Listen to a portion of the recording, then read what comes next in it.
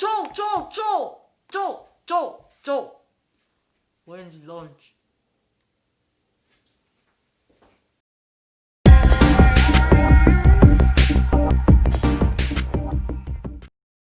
Welcome to Lunch Therapy with your host, Joe Marshall.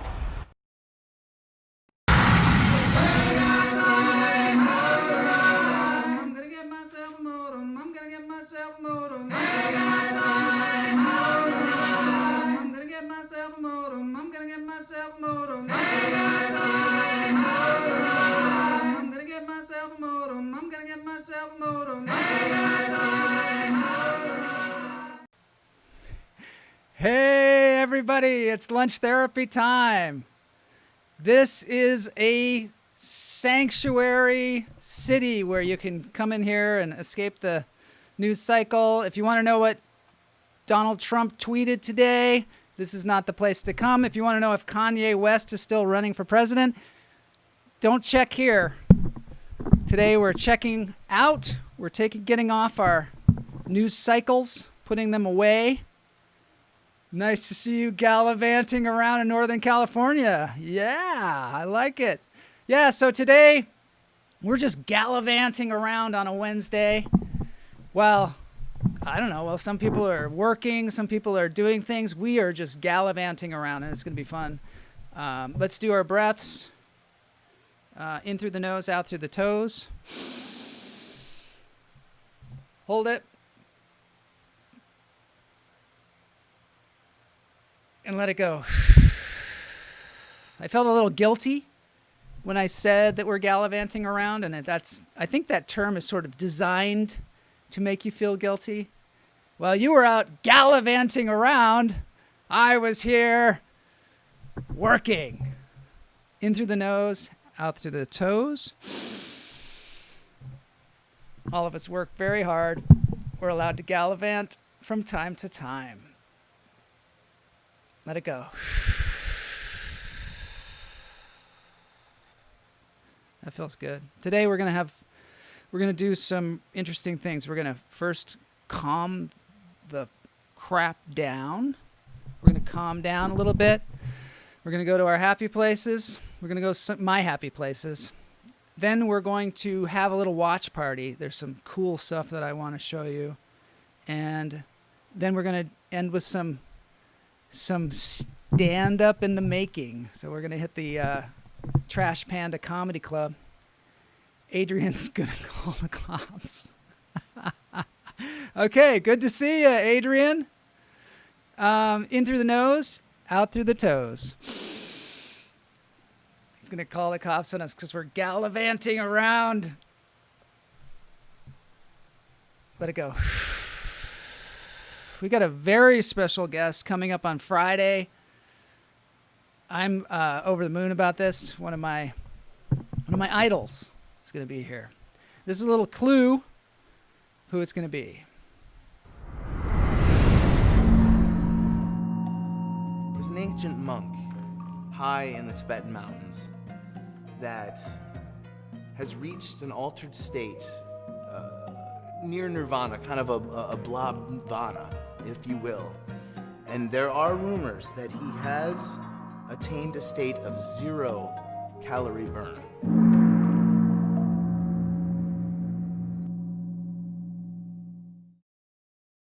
Couch body.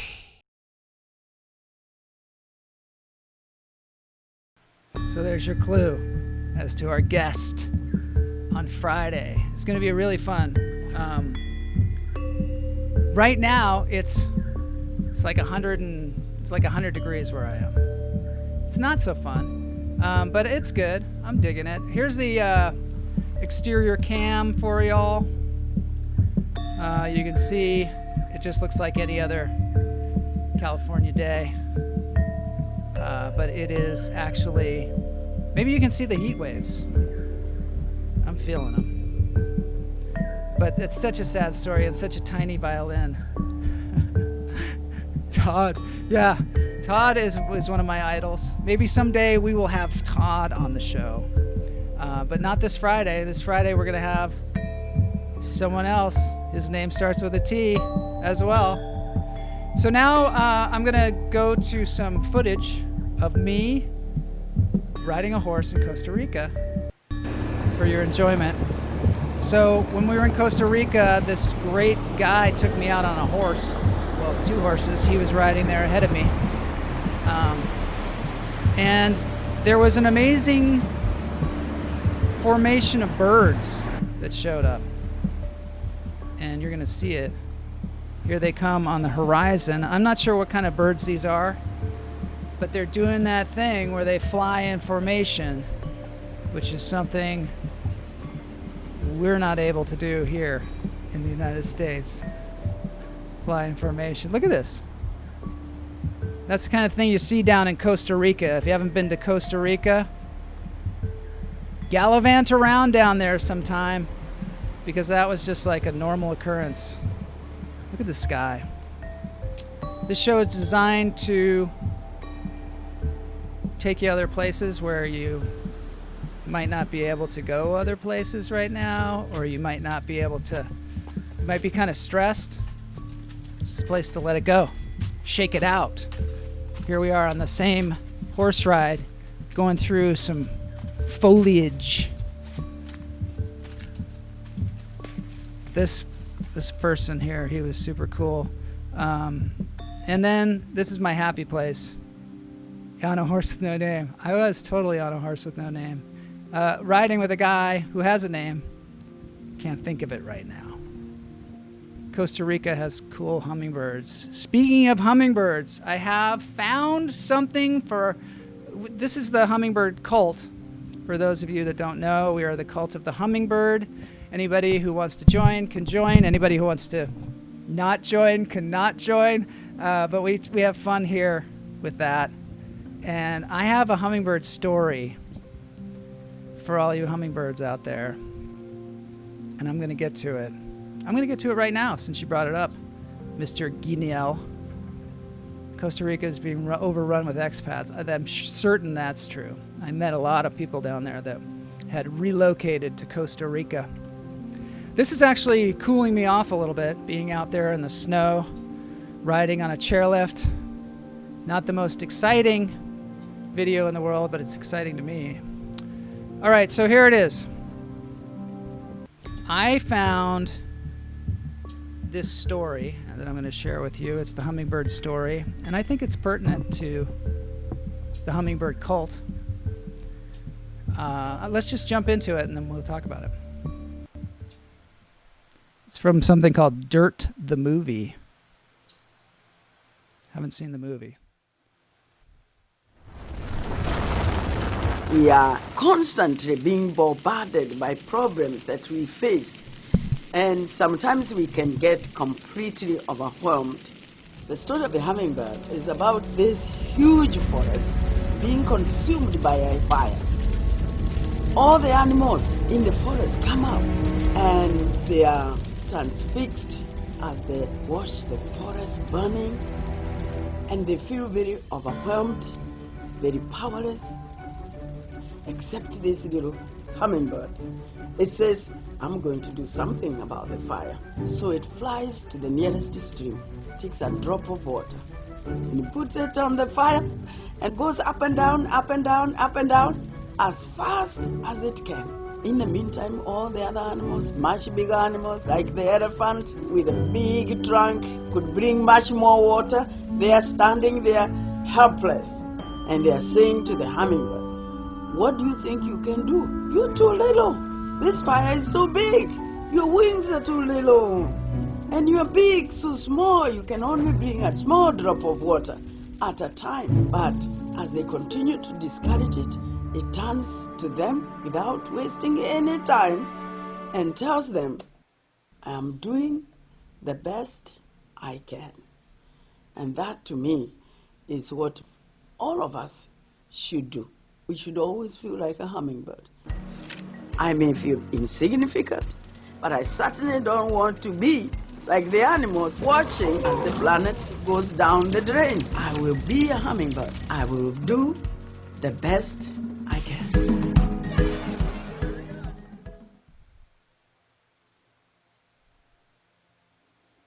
So check out that movie, Dirt the movie. I'm gonna see what it is, but I think that's probably one of the reasons we're the hummingbirds is because, you know, you do the best you can, and you got to make sure that you are doing the best you can, and that's what we're doing. That's what we're doing. I'm doing the best I can at having us chill out right now. So we're gonna take a look at Mary is a hummingbird. So I do think that's the spirit of the hummingbird that we're talking about, that Nell has championed all this time. That's a great story. So here we are. Let's look at some hummingbirds. This is something called GoPro HumCam.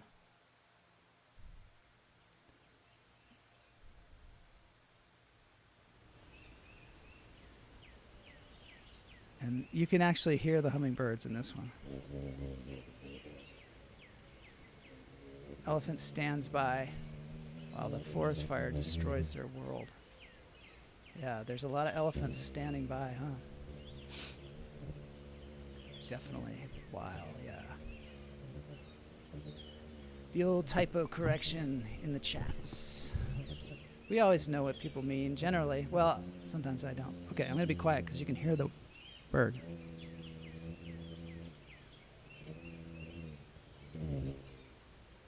Why did he go away? Oh!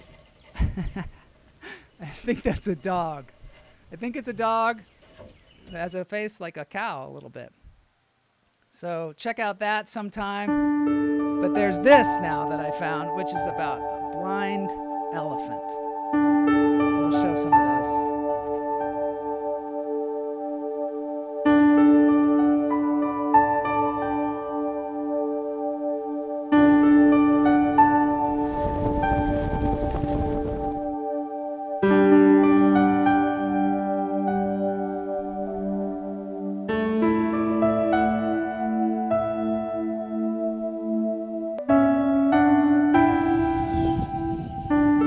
This is something called elephant news.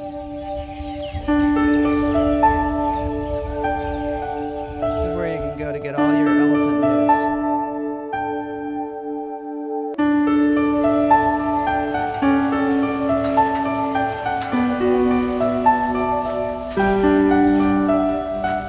So everybody needs elephant news.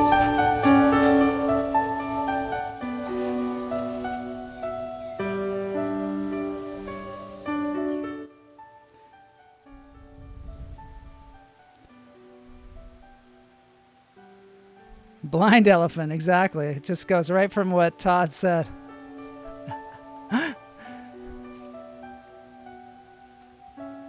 So these elephants, two blind elephants.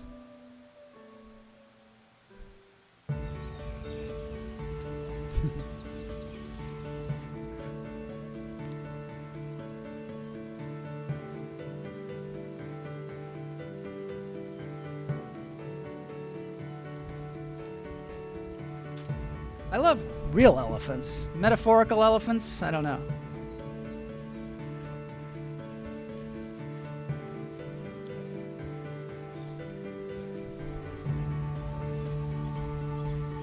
So these elephants become best of friends. I have to move on, of course, because we have to keep moving along because Neil thinks I'm not going to get through this. Here's the next thing. It's a badger. Tiny, dehydrated. I think something happened to her mom. What do you think about that? A good Samaritan came across her running across the street and took her to my rehab center. She was the most precious thing I've ever seen. I started rehabbing wildlife out of my home because there wasn't a wildlife center in the Texas Panhandle. Look at that face. I know he's adorable.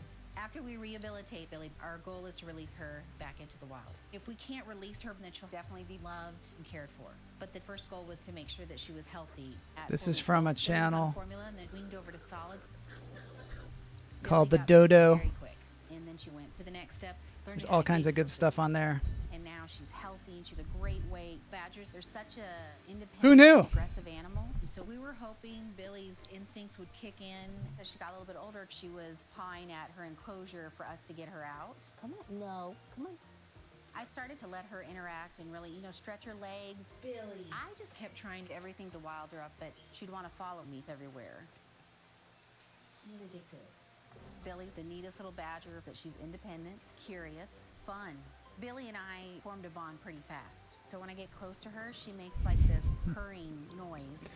Billy and I definitely They have a purr. strong connection, because even when she gets sassy with me, The badger she's is like a purring. teenager that's talking back. Billy wanted to interact with our rehab. I just want to show you the interaction with the dog, and then we'll move on. Animals are separated from the animals in rehab. Stop attacking my legs. I'm trying to get work done. This is ridiculous.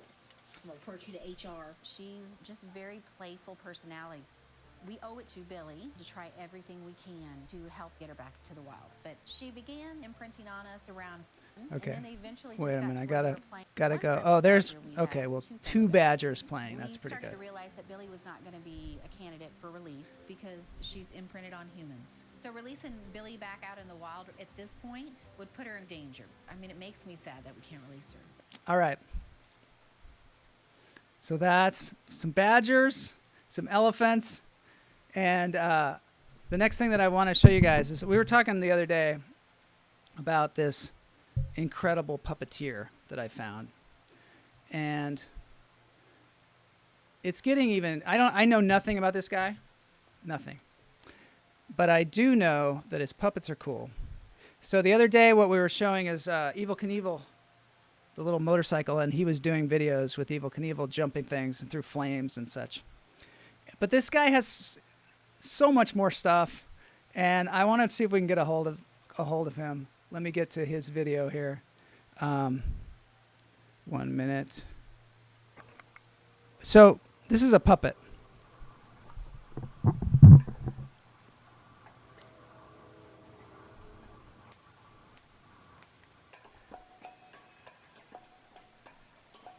This is not the dance break, but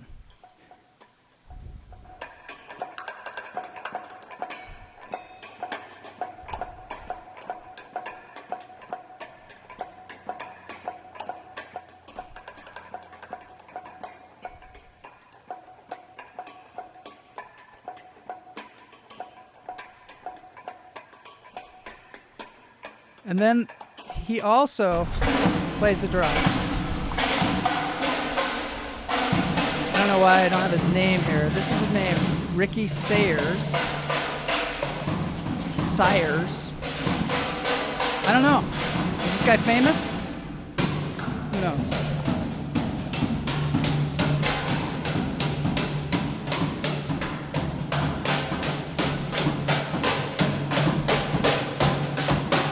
So here he is playing the drums. It's cool, isn't it? I want to show you this other thing here. So then he has this. I mean, it just doesn't end. So this is Styx. Styx is his, like, old guy puppet.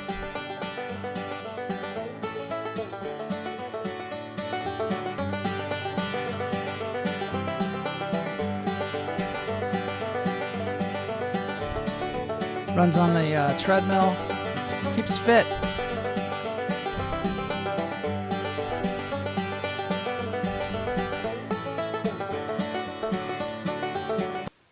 All right.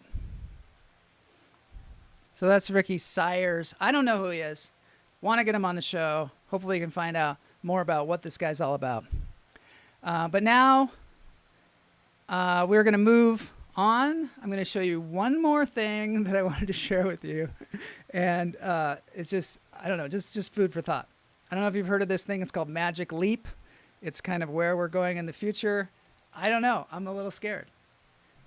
It's basically what they call augmented reality. So apparently in the future, we're going to walk around and we're going to be able to change everything. We're going to be able to put things in certain locations that are virtual. Like, well, obviously I have stars behind me. This is a virtual kind of augmented reality as well. But we're all going to be, maybe even living in the world like this. And this is my first indication of that.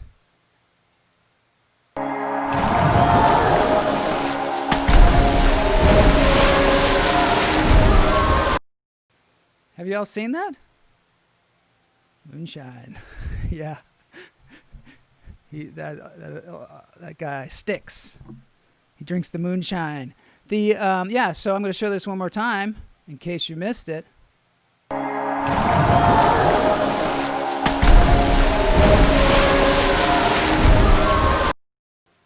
How do y'all feel about that? Yeah, Ben McKnight's is here.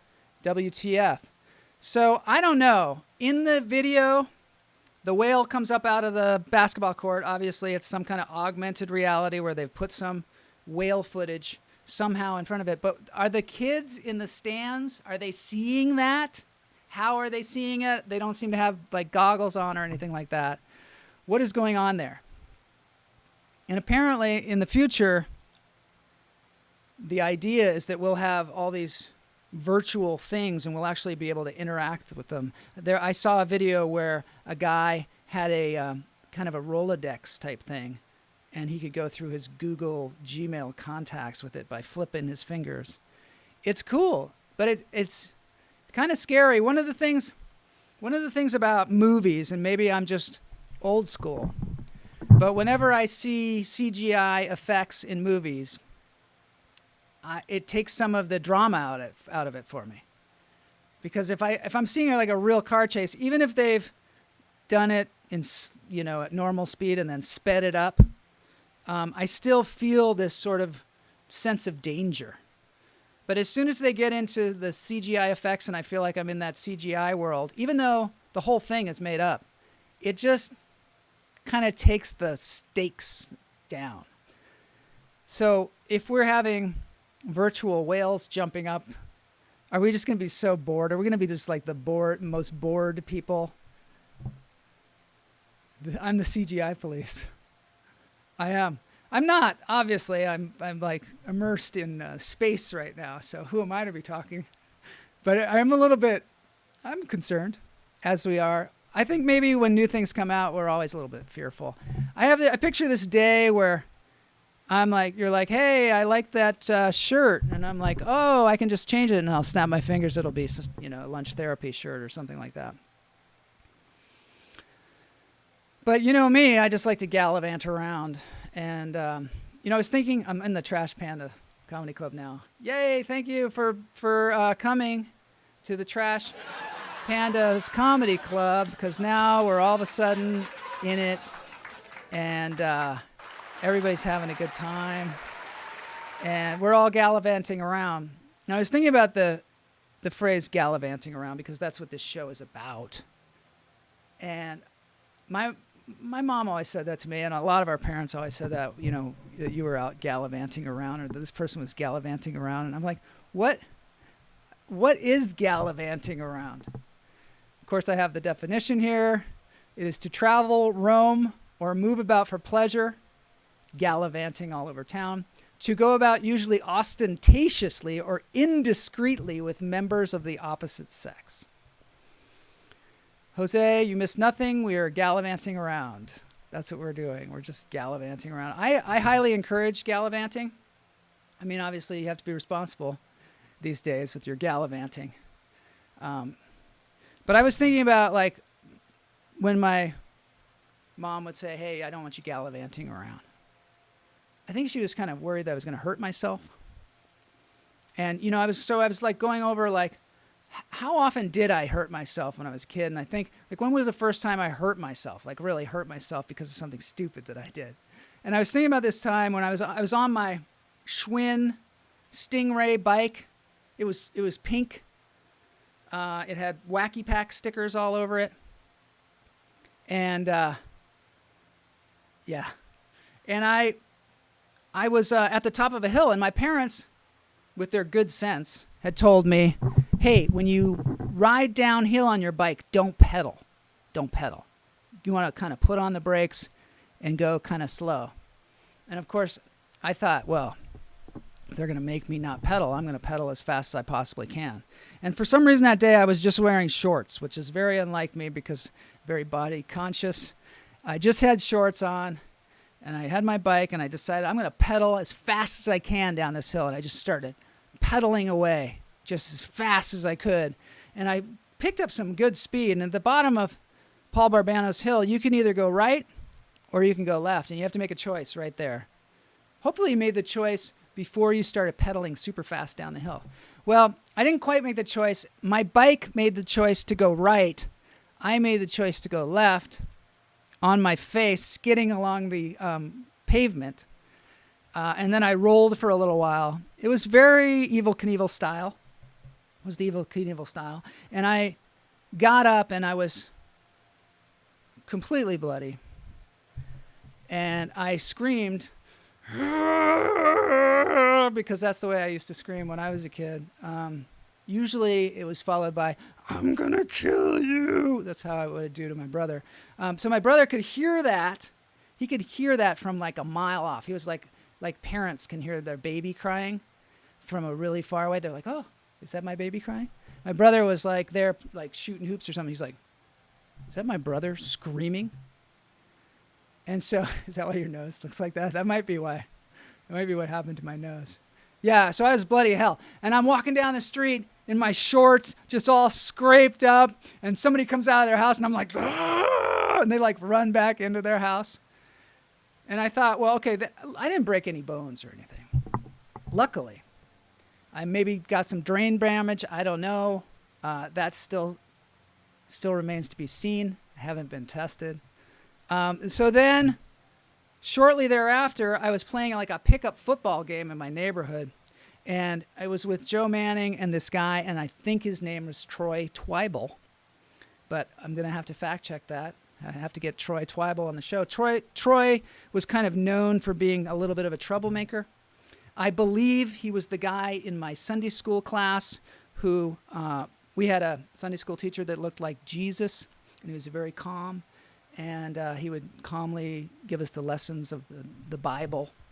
And Troy was always challenging him. And Jesus said, you know, everything that you want to know is in the Bible. And Troy was like, well, what about sex? Is sex in the Bible? And so Jesus very calmly, this Jesus figure kind of calmly showed him, you know, the Song of Solomon and how there was sex in the Bible.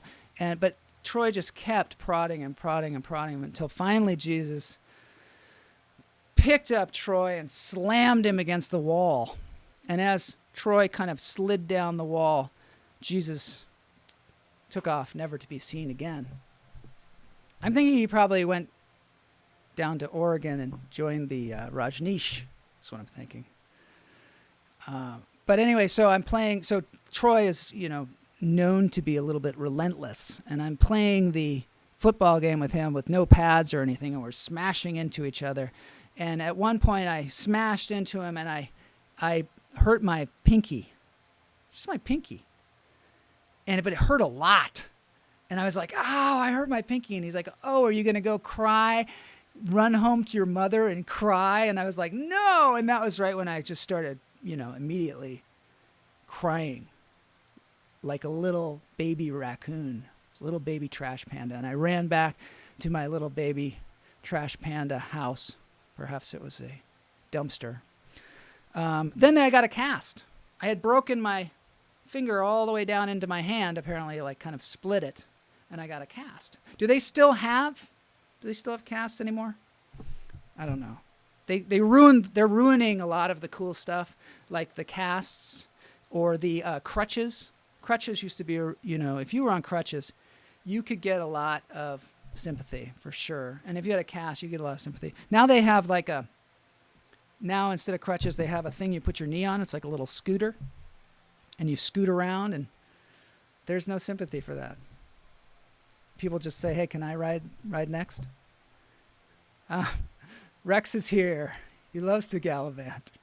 We all love to gallivant. That's what I'm doing right now. I'm totally gallivanting around. I'm purple pantsing it right now, going through how many injuries I had as a youngster. So yeah, I had that cast. It was super fun. People rode on it. The other great thing about a cast is you keep it on for, I don't know, 6 weeks, something like that.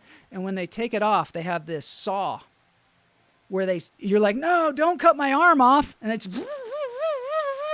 and then they just start trying to saw the cast off. And you're like, oh my God, he's going to cut my arm off. And somehow this saw this cast saw doesn't cut into your arm.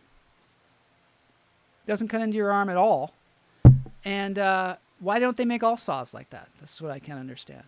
It's the same question as like, why don't they make all cars bumper cars? Then if you get in an auto accident, it's just like, ha ha ha, I got you. I bumped into you. Same thing with saws. Then, you know, there'd never be that horrible scene in that Al Pacino movie with this chainsaw. There would never be that because the saws don't cut through flesh. This is the thing that we have to worry about with this. This is my point. Okay, I got to my point. My point is, with virtual reality and with all the things that are going on with computers these days, we have to make sure we make the saw that doesn't cut our skin. We have to make the car that's a bumper car. We have to think in the future so we all don't get our arms cut off. That's my point. And if you know, let's see what Rex has to say. That was my next question. Wearing pants, purple. Good for you. Totally. VR is awesome, Jose. It is awesome. We just have to realize that at some point, virtual reality will probably be reality. And there's even a point where instead of just making a virtual thing in front of you that will be just visual and you won't be able to necessarily touch it, eventually this is what I think. You can call me crazy. You can call me crazy. I've read maybe too much Ray Kurzweil, but eventually they're going to be able to take the molecules and the computer's going to be able to talk to the molecules and rearrange them into whatever you want them to be. And that's when, of course, things are going to get nuts. Things are going to get nuts. I think the hook is coming. You've been bumped. Oh, you've been bumped. Yes. Right. When you're driving around your car, you got the big bumper. You just bump somebody. I mean, maybe, you know, you might hurt your neck to be bouncing around. Yes, reality has completely left the building. We are just gallivanting around now, exploring. So the other great thing that I just wanted to say about a cast is when they take it off, your arm is all withered and it looks like bony, looks like the petrified man at the old curiosity shop. And that can be fun too. And it has a certain smell about it. And it's one of those smells where you're like, and then, you know that? It's like so bad that it's like almost, you know, it's almost good. So I think that's it. Okay, so I had the one injury where I fell off the bike, and then I broke my pinky from, I believe it was Troy Twible. So if Troy Twible has a problem with that, you can take it up with me here on Lunch Therapy anytime. So my advice to you today, yes, people signed my cast. Yes, they did. My advice to you today is never pedal downhill. Thank you very much. I'm Joel Marshall. We are now moving on into the musical portion of the episode. As I said, I've got a big interview coming on Friday. I hope that you will all join us on Friday because it's going to be fun. Tomorrow we are going to gallivant around a little bit, but I've got some maybe more narrative things to say. But now we're gonna watch old Scary Pockets, which is just one of my favorites. I knew somebody would not like that. Ew, with your gross arm smell.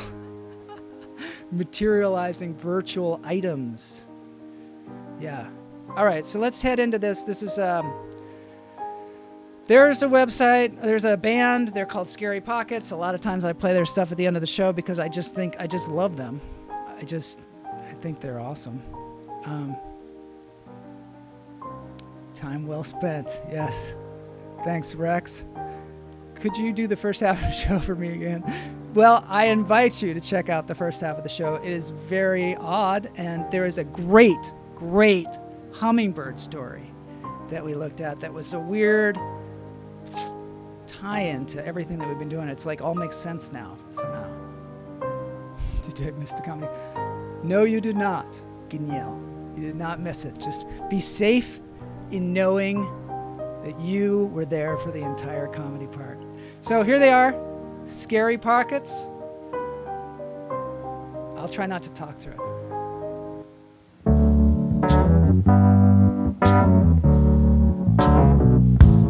If you ever change your mind, So what they do is they take songs, leaving make me them funk songs. behind. Well, bring it to me.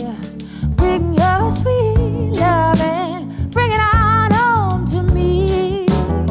Yeah, yeah. You know I laugh when you laugh, but now I know Feel free to I dance. only hurt myself. Might be your only chance today. Baby, Might be bring it. it to me. Rest of the day, I know I have to sit in the chair, stare at a Bring it computer. on home to me. Yeah, Yeah, I yeah. don't know how much dancing I'm going to be doing. I get your jewelry and money too. I love the guy on the piano. I've said this before. I don't know him, but he's the coolest guy. I think he runs the whole thing. But he makes that face Bring it to me. when he gets really Bring into your it. sweet loving. It's a little like Bring David it Cross, on and I am home to talking me. again throughout the music. Yeah, yeah. Okay. Gotta roll. See you tomorrow.